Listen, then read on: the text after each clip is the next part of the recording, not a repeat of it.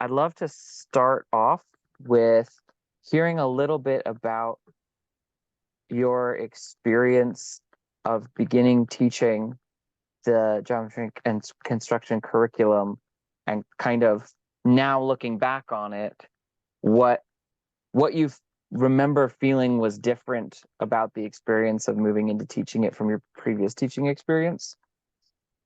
We Okay, can start with that a little bit. sounds good. Well, I started the geometry and construction a little over 4 years ago. So it was the year that COVID happened, but we Yeah. actually started it before COVID happened. Little did we know as we got going. And I think the biggest challenge for me that first year was our school really didn't have any thing planned for a space or a build space or anything. Uh, So our whole first semester was trying to figure out where we were going to be, what it was going mm, to look like, kind of building up our tool set and things like that. So we had no tools, we had no ladders, we had nothing to start with. So our whole first semester, we were building sawhorses and making a space. We ended up doing a shed and retrofitting the shed that was there to make it work for our program. We had to put up fencing and everything else. So that was the biggest challenge. The admin was new the year I started it, so I okay. had no idea or vision or buy-in into it. So we kind of just, I met with her and she said, just run with it, do what you need to do. It's your program. You decide on the vision of Yeah. where you want it to go. And so that was the biggest challenge. Of course, the other part was I had not taught math for a very long time. So Sure. relearning all the geometry that first year with the kids, I pretty much sat in the classroom while the teacher was teaching for most of it, and then would try and hopefully learn a little bit ahead of the kids so I could go around and help. But I still didn't catch it all the first year Hmm. as we went through it. So that was a challenge as we went. And then, of course, COVID happened in March. In our school, another challenge was our school didn't have a budget for it. Mm. When we started, the whole district was like, if you do a construction CTE, there's no way we're going to be able to fund it. So I think they thought, hey, we'll let them try it and it'll fail, and we don't have to Right. deal with it. And so I ended up getting a lot of connections with the community and Hmm. donations and things like that. And then we decided to build projects that the community wanted. So that's where our kind of our greenhouse program came about. And we designed and developed a prototype for a greenhouse in January and posted it out to our community. And within, I'd say we had it done in a week or two. And the first day we sold 9 of them. So I said, oh, I guess Wow. we're building 9 greenhouses this year. There So you go. That's our project. that was our big project for the fall or for the spring. The kids got about halfway done with them and then left us for the rest of the year. Yeah. So me and a couple other of the trades teachers in our district from another high school and the middle school all came over and finished them, and had a couple graduated kids that came in and helped us get them all delivered that first year. Wow. So it was a big learning process. Of course, everything went smoother after the first year, but man, that first year was a doozy. Sure. I can think of one other challenge that first year is our admin and our counseling department didn't really know what to do with the class. So they did put a lot of kids that had failed, low Mm. kids. There wasn't many kids, weren't very many kids that actually signed up for the class. Okay. So we had a struggle, just like with any of those kids, to get them to work. So it wasn't Yeah. the program per se. Like they did work Not as for much us, buy-in. but they didn't have the buy-in. So Yeah. we made sure to educate our counselors that year and said, "Hey, this class is for everybody. Come and we will take those kids, but we also want some kids that can be the leaders and step up and on the math side of things, because sometimes those kids were really good at the construction side, but they didn't have any buy-in and didn't want to Hmm. be in the math side. So Yeah. Yeah. Well, that's great. Great breakdown of kind of how that went for you. There's a lot of stuff I want to follow up on. You talked about your experience of relearning the math side of things, which is kind of a component of the overall focus on team teaching, which I think is one of the things about the curriculum, not just the curriculum, but the whole approach to how they structure classes to integrate the two programs. Can you talk a little bit more about, was the team teaching thing something that you were excited about from the beginning? Was it a challenge? Do you feel like your team partner had some similar kind of learning curve on the construction side? Break and how necessary or relevant or what impact do you feel like the team teaching relationship has had to the program as opposed to just, well, I'll deliver the math and you handle the CTE stuff. I think it went very smoothly for us. I went up to the training up in Loveland when Scott and Tom were still up there, and did the training before we even started just to kind of explore it. So I'd gone up there probably 7 years ago, maybe 8 years ago now. No, it would be 7 years ago, and kind of sat in and watched their classes and didn't. And then that summer, I signed up for the training and went to the training up there. We didn't have a math component. My principal was just like, "Hey, let's explore this and see what it looks Mm-hmm. like." The following year, we did hire a math teacher, and I kind of was able to hand select or kind of pick him because he did have some construction knowledge, had been building decks and things like that, but Okay. also a really good math teacher. So ended up recruiting him to do it. He then went to the training with me again up in Loveland that next year as a combined teacher, the CTE and the math side. So we were able to work through the curriculum and everything together.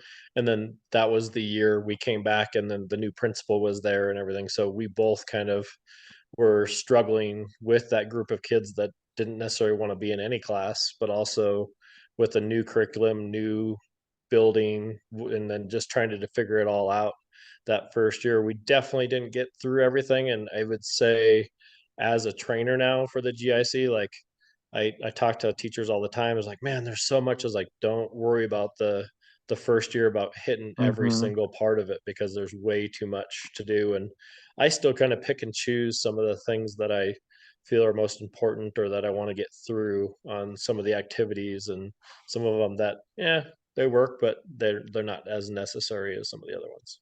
Mm-hmm.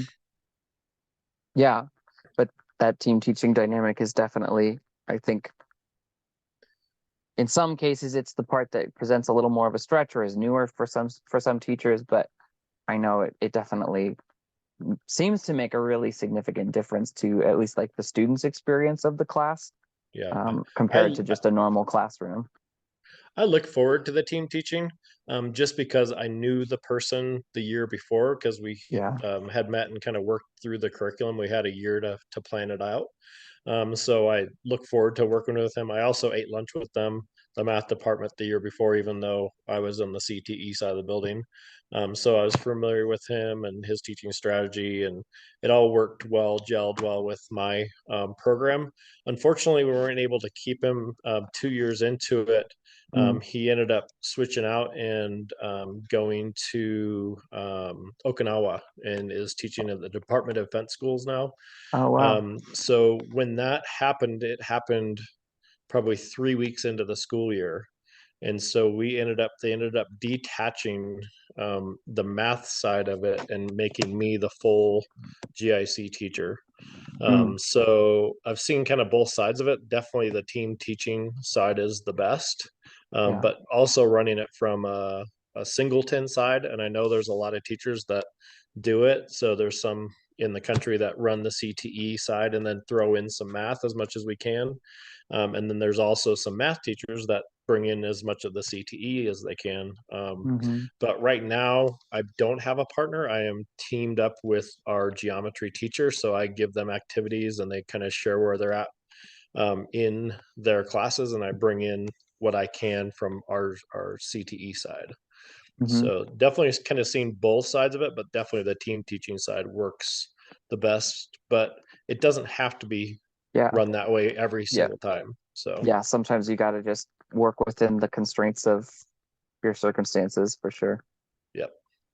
Another thing you talked a bit about is some of the interaction with, I'll just call it like admin, some of, the school logistics, working with counselors. What are some of the things that you learned through your experiences of having to kind of navigate sort of the real world side of fitting the curriculum into your school and what's going on the ground in your school and other programs? And you had to deal with COVID happening, and there's always different things playing out. What are some of the things you've just learned from that in as far as how you've developed in teaching the class? I think the biggest part is the communication with our counselors, with our admin, because they don't necessarily know what I do. They don't Mm-hmm. come out in my class and see it. They're kind of stuck in an office and scheduling and trying to get kids graduated through. So as part of the GIC program, we have that shirt design thing. And so I actually make shirts for my counselors and my Mm-hmm. admin and kind of bring them into they're wearing our shirts, they're wearing this and that. And then that opens up the door for me to come in. Since I've started that, I usually meet with our registrar and our counselors ahead of time before my Sure. class list, before the school year, and look at my list of kids and say, well, this kid could actually be in this next class or vice versa. I can move kids around um, based on where they were the year before. So that very first year, we had kids that were all C or lower in any math class or had failed multiple math classes. And then that next year, we had some really high flyers. We had all different kinds of kids that were written.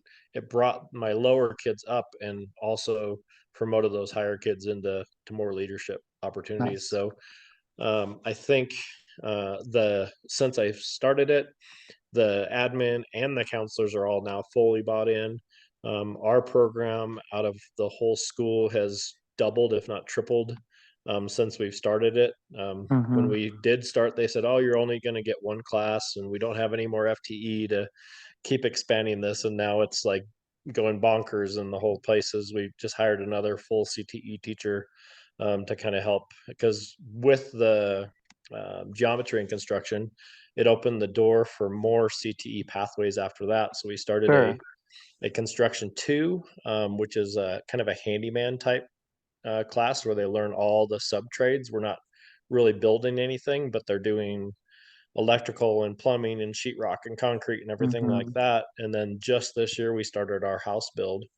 And we partner with the Colorado Springs Home Builders Association. They're paying for the whole thing. When we are done, they'll sell it and then give us the money back to do another one. So we don't have Wow. a whole lot of like red tape. Like if you're running with Habitat or Yeah. cities or things like that, we don't have near as much red tape to do the home build, which is great. And it's kids that have gone through the first level geometry and construction and the second level can now go to this capstone class and build a house over a year or two. So, So cool. I love that. yep. Um, and then you kind of were mentioning, so it's a great segue to talk a little bit about classroom culture, and some of the dynamics. I know, again, with the way the GIC curriculum is structured, there's a lot more of a focus on connecting students with each other and equipping them with skill sets to work together and partner and maybe even interact in some ways that aren't typical of, I think, a normal classroom where it's a little more individual. So what are some of the things that you've observed about the impact of that focus on developing classroom culture as far as how it plays out for the kids, or either just on the experience side or also on the outcomes side? Yeah, I'd love to hear your take on that. Yeah. Well, as far as the CTE teacher goes in the construction classes, the kids all pretty much come in green. Like they haven't Hmm. used much equipment here or there. I get kids in my class now that it's detached. So the advantage of being detached from the geometry and construction is they don't have to be that freshman or sophomore year where they're actually taking geometry, where I can get kids that are seniors and want to try and get into the trades. And Mm, they'll still go through the geometry and construction class that we have. So I'm able to pull them. They've already done the geometry. So when I go through the geometry lessons, they're just getting a review and seeing yeah. how, oh, yeah, see how this works in the building process. So, like today, we're doing slope and we were doing our stringer activity for the stair stringers and teaching them some new tools like the Hmm. framing square and things like that. And then I I don't give a whole lot of instructions, but give them the paper to go do the work and they start going on it. And then I kind of come around as if they're struggling and show them some little shortcuts, and then their just eyes go, "Whoa, I can see, I can figure this Yeah. out now. Like this is cool," when you see the math side of the construction. But it's all the kids. So like I said, I have classes where I have freshmen, sophomore, junior, and senior all together in one class, and they're working together for a common Wow. goal right now. Usually in the fall, it's a lot of safety, teaching new materials, teaching all the tools, of course, and the safety on them. We usually do build a project first semester, and we're building some planter boxes right now, which are kind of just a small build. Mm-hmm. Um, but it was kind of through the demand of our community, because I survey the community every quarter or so to find out what are some things that we can build, because they support our program. If we don't have anything to build, or we can't sell what we build, then it makes it really hard to run our program successfully, because we don't have the money or the funding from the district.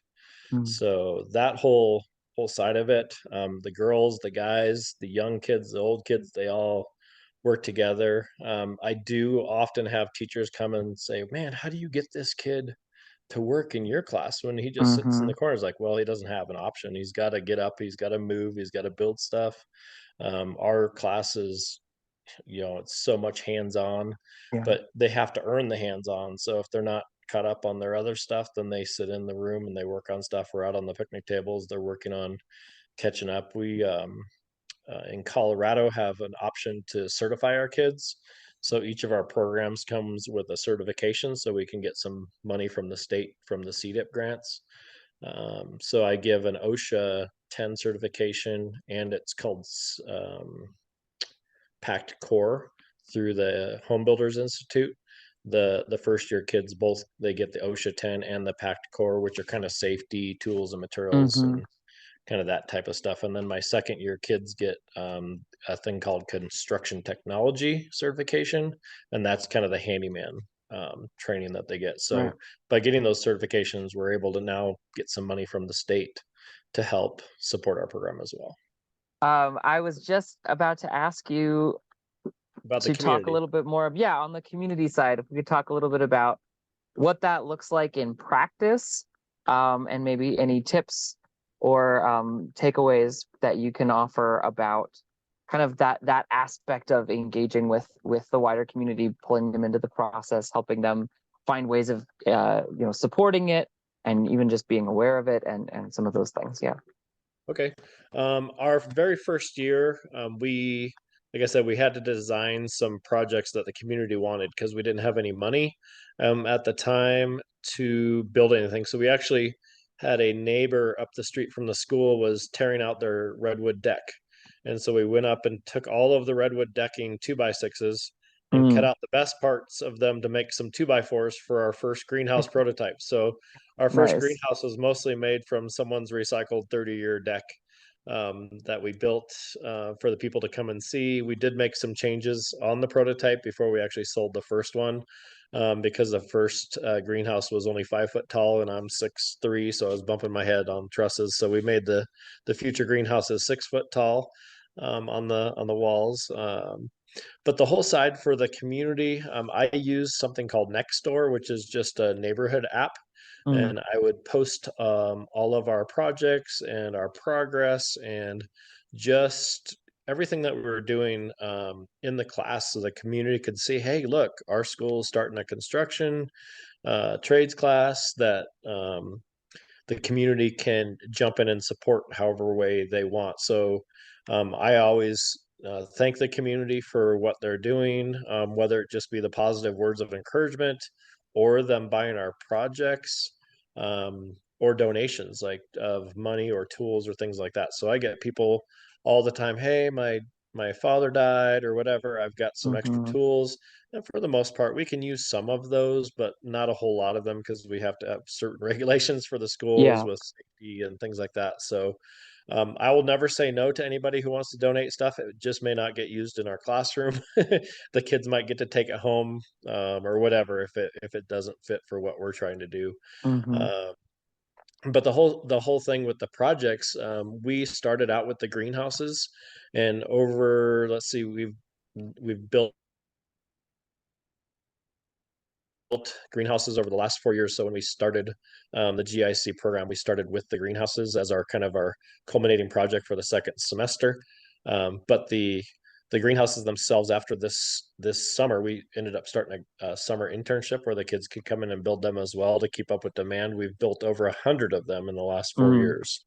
And I say community, we started out kind of just our local, we actually started out with just our school teachers and our staff because we knew, hey, they would get first dibs. And we built the very first greenhouses at cost, if not a little bit below cost, because we were able to get some discounts and some donations and things like that. mm-hmm. And then we slowly raised the cost of it. One, because COVID raised the price of all of our lumber quite a bit. Yeah. Um, but also we raised it because we realized that it would be a great source to kind of fund our program before we had the state funding from CDIP. Um, so once we kind of used our teachers up in all of the schools and in the district, we have a couple of our elementary schools have our greenhouses there for their after school programs. Mm-hmm. We then open it up into our larger community of Monument, Palmer Lake. They call it the Tri Lakes area. We go a little bit up into Larkspur and then down into like District 20 area. Was kind of our main focus because I only really do the Nextdoor app, and that kind of just does my neighborhood plus the surrounding neighborhoods just around me.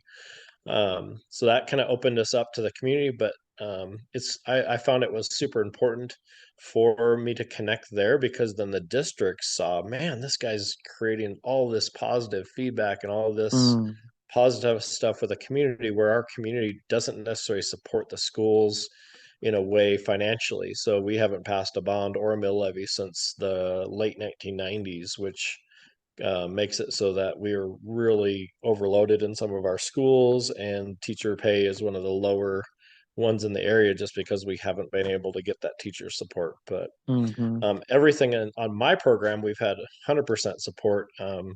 The nice thing about Nextdoor app that I found out just recently was that I can track how many people actually read the post or opened the post, Huh, and just on my last one this fall, we had over 10,000, 12,000 people huh. actually read through and look through our post and over 100 comments and likes and all that kind of stuff. It's kind of fun to watch. And then as we create new things, people like maybe I didn't have money for a greenhouse because that's a pretty big ask, but we do Mm-hmm. picnic tables and these boxes for 100 or a couple $100, and it Mm-hmm. opens the door for more people to kind of jump in our program and support us in that way. So Yeah. then I was to say the last thing as far as our greenhouses go, I did expand to Facebook Marketplace. I thought that would only kind of be the Springs area, but it opened it up to whoever anywhere. So we've actually had people from up north of Cheyenne and down in Albuquerque, New Mexico, ask for greenhouses. Like I said, I'm not going that way. You can come up and get one, You got to but come pick it have up. we have gone up to like Conifer and Golden and Boulder and as far south as like the Royal Gorge area and down Pueblo and things like that. So Mm-hmm. not only just now our community, but we have them kind of all along the Front Range, which is kind of Yeah. fun. Yeah. That's great. I think probably last question. Do you have any favorite student stories or memories, specific experiences that really stand out in your memory as kind of highlight reels of times or interactions or ways where things really clicked for someone, or just different aspects in your, I mean, over the 4 years you've been teaching? Yeah, I'll kind of just stick with two. One that was a couple years ago, and then one that just happened recently. So, one of them, I had a student named TJ, and he was one of those kids in middle school that just hated math. Never was successful with anything, and just you hear math class, it was terrible. He said he almost made one of his middle school teachers quit teaching because he was so bad. And I'll tell you the story of how I found that out. So he ended up coming in and taking the geometry and construction class, got in and did an amazing job. Like I said, he came in and he said, "Man, Mr. Vreize, I've never been successful in math. I've bombed out of all my classes." He ended up getting an A in the geometry and then continued to be successful in math as he went through. And he was one of my top kids that year, and I get to pick who are in my. That was the first year I ran my after school or my summer internship for the greenhouse Mm-hmm. builds. And he was one of the 5 kids I picked to be part of that because he was so successful in the classroom, and in the construction side of the class. So if I'm spending any time in the summer, I'm going to pick and choose who I want to spend it with. Mm-hmm. And he was one of them. So we were out delivering that summer, probably 2 or 3 years ago, and the kids, every time we would deliver, we'd always go out to lunch afterwards, and sometimes the customer after we would deliver would also give us a tip, Mm. and so that they could go, pay for their lunch and things like that. But we pulled up to a house, and I walked up to the door, and his face just turned gray, and Oh. and he was like not talking or anything. Usually he's kind of really outgoing and this and that. And as we were walking back to the truck to unload, he's like, "Mr. Vreize." I said, "What?" He's like, "We're not getting a tip today." I was like, "Why, Tristan?"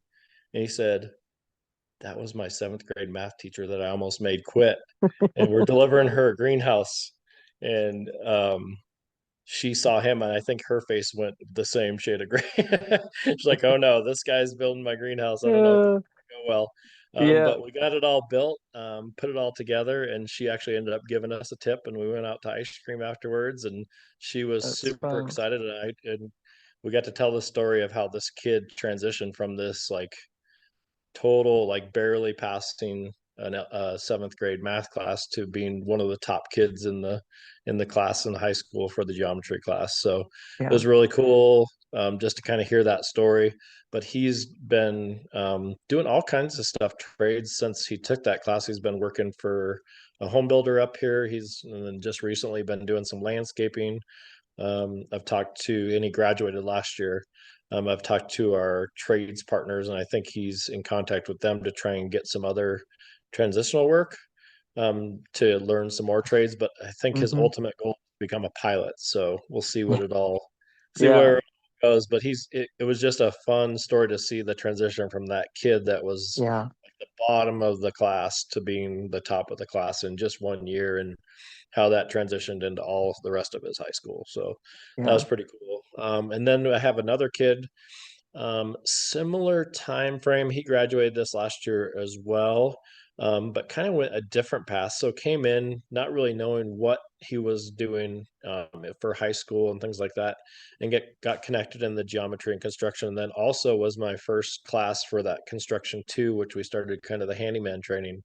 He ended up picking up a job with Classic Homes, which is building homes right all around our school. Started working all of the punch lists and trades. They would just put him wherever they could get him some experience. And Mm-hmm. after a summer of that, he came back the next summer working for them, and he was actually in charge of a crew doing that type of Wow. stuff. 17-year-old kid in the high school because he was doing so great. The housing market around the school kind of slowed down, so they let him go. He picked up a internship with GE Johnson Construction, which is a big commercial company, and he got put on the project building the brand new hotel and visitor center at the Air Force Academy. And I don't Wow. know if you've been there, but it kind of looks like a plane taking off, and it's a Yeah. really cool big project that he's being able to do some welding on and build the walls and just helping with all this commercial construction. And he graduated this last year, and they hired him on full time now at GE Johnson, working on the completion of that whole project. So pretty cool story to see Yeah. the transition. Again, it was a kid that wasn't good at school, that didn't have a niche, had no idea what he wanted to do, and then got into our program and kind of transitioned all the way through. We didn't have a home build at the time, or I'm sure he probably would have jumped into a home build if we were doing it, but was able to connect with the community, and um, just shows like we did a video with him too, for the district, just to show, hey, these are our pathways. This kid came in, he didn't want to go to college, but he was Mm-hmm. able to be successful going through this program, and then also straight into the trades with a pretty good company right out of the bat. Yeah. That's amazing. Those are great stories. I love how much the hands-on practical aspect of the curriculum opens up opportunities for students who maybe don't connect with the traditional kind of classroom dynamic as easily Yeah. to find a way to kind of come into their own in that process is really cool. If I had to say, I would have every classrooms do something to the Mm-hmm. same sort. Like we need to get kids, it's out of the lecture classroom. Like Yeah. we need them to be active, doing stuff, project-based type stuff, and group work and things like that. Mm-hmm. The other thing I like out of the curriculum when Tom and Scott first started the trainings when I was up in Loveland, they had that 21st century skills, and those are just kind of like the soft skills and things you need to be successful in anything. And I always thought that was really cool that they focus on those. And I know during the training, they're like, well, these are the 12, or 10 skills, and these 6 skills, if you're not good at them, they will get you fired. Yeah, And working kind of with, matters. working with, the Harbor Freight tools, there was a focus on that. And I'm not sure if it came from Scott winning that over the past years or they are really pushing the 21st century skills. But I kind of adopted that last year, Yeah. prior to the prize from Harbor Freight this year. But jumped in and started doing these 21st century skills, and it's talking about being productive and teamwork and problem solving and all these types of things. And the kids are like, oh yeah, we can see that in all of our different things that we're learning, that we need to have Mm-hmm. all of these things, whether we're going into college and going to be a doctor or we're going into the trades and going to be an electrician. We need to have these Mm-hmm. soft skills, the 21st century skills. So Yeah, that's wonderful. cool. Well, those are all the questions that I had. All So right. we can wrap, but thank you so much for jumping in with us and giving us a window into your particular take on the program and some of the really cool ways you've kind of built it out kind of from scratch and Definitely. uphill a lot of ways. So it's Yeah, awesome to see how that's gone. I think back 4 years ago, just even 4 years ago, and like when my principal was like, "Hey, you run with it, your vision, you figure out what to do." Who would have thought we would have been where we Hmm. are now? Like if I look back, like 4 years ago, I was said, I will do this, but I never want to build a home. I never want Yeah. to do a house build. And look where we're at. We're doing a house build. Luckily, I don't have to do Yeah. it because there's enough classes for me to teach. The new guy as a home building. Um, he was a home builder for a long time and just stepped into education. So that's his forte, and I'll let him run with that. So Yeah. it's fun to see the transition, but man, we're at a point right now where we're kind of busting at the seams for the trades, and more kids want to be taking this class and the other classes, and I can just see it continually going up. I don't think we're at the pinnacle yet. I think it's Yeah. still expanding as we go. And since I've started, our other high school this last year just started a similar class, and then our middle school has started a after school construction class Oh, to cool. kind of promote these things at the high school level and continually grow them. Yeah. Where our district was always known for academics and really good sports teams, now we're kind of becoming known more for our trades as well, which is really Yeah. cool that they've allowed the trades to come into a high academic area. Not saying that the high academic kids don't take my class, because they do, Hmm. but just allowing that opportunity for kids to have a choice. Yeah. Well, and in the tradition, I mean, the more academically inclined kids already get a lot of opportunities to excel and find their space because that's where the orientation, it's not like they're underserved, that Right. you do well in school if that's your inclination. So Sure. I think it's Yeah. just wonderful to sort of broaden it out where more types of kids with more approaches to learning, different preferences or different needs can find ways to find themselves in a classroom feeling like they're successful, and then like you said, that often plays out in the rest of their high school experience as well, which is Yep. great. And even those high kids, like I find some of those kids that are in those AP classes and things like that will take my class too, because it's a It's brain break. fun. They get to Yeah. do a different type of activity, and like, yeah, it's more fun. They're learning the Hmm. same thing, if not more, because they retain it. Like, oh, I remember when we did that Mm-hmm. stair stringer activity, and that's how we found the slope and all this on the stairs and the hypotenuse of that triangle that we had to cut Mm-hmm. out, and,